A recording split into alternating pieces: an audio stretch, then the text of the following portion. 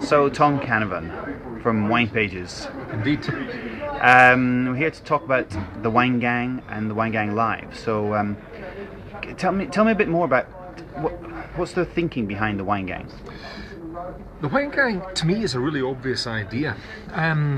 You know, we're here at a tasting today, a big tasting in London, with about 120 wines on show, and all 5 members of the gang are here. So there are 600 notes being produced on 120 wines, and yet in our different publications, we're only going to ever write about a handful of those. And I just felt there was a huge amount of information, a huge amount of work that was being done by the wine writers and tasting all of these wines, a huge amount of information that wasn't being passed across, and therefore a huge amount of valuable data on good and bad wines that consumers never had access to.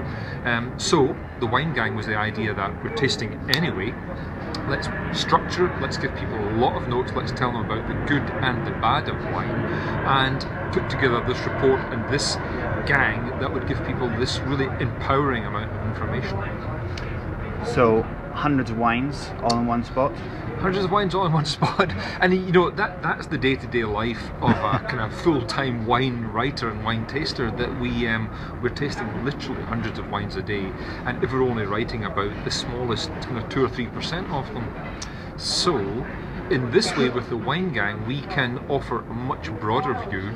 From a tasting like today, we'll maybe write up 50, 60 wines out of the 120, not just the good, but the good value, the top wines, the not so good wines, the wines to avoid. We can give a much broader view of the wines, which in our opinion empowers the wine buyer to buy a bit smarter and drink a bit better by having more information.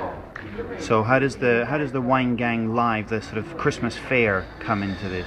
The Christmas fair is a kind of logical conclusion of it. I mean, most of the wines that are going to be there are wines which have scored well with us, obviously. We don't want people to taste bad wines necessarily, so most of the wines are wines which we've rated as bronze, silver or gold. And what we want to do is say, look, there are going to be about 600 wines on show. So it's a big tasting and no one's going to get around all of the wines. But we're going to say, here's a broad perspective of what's available in the UK.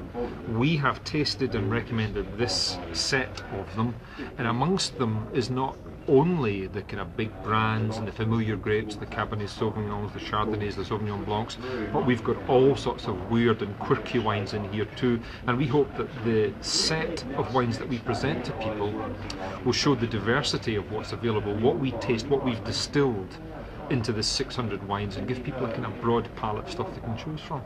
Great, so we'll meet you on 7th of November? 7th of November in Vinopolis, and we're really looking forward to it. 600 wines, over 60 different producers, the 5 of us, and I think it should be a really fun day.